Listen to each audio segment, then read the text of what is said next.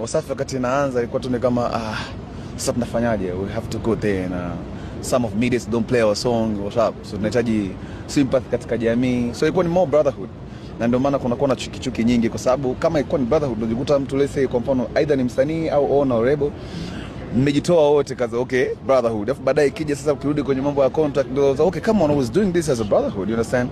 So hata Kings pia ilianza hivyo kwamba kumbe kuwa na label ndo mchongo ni Kings kama you understand.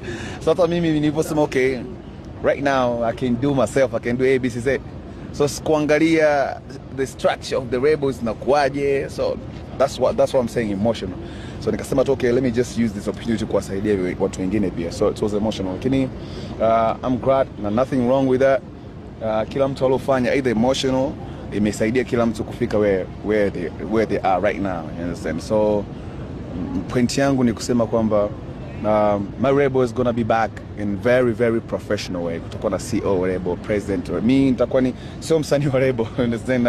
Sitakuwa hata CEO wa label, understand. Like I know I'm a musician, I have a long way to go, so najua vitu kunatakiwa watu wavifanye professional. So that's why unaona kuna Prince manager, kuna Sandra manager, so soon as possible to announce wasanii, na itakuwa tu wasanii wa Tanzania. We will try our best to make sure kwamba keleko label yetu kwa sababu iko East Africa, so we include East African artists. Sitaki niongee siasa hapa ionekane kama like najaribu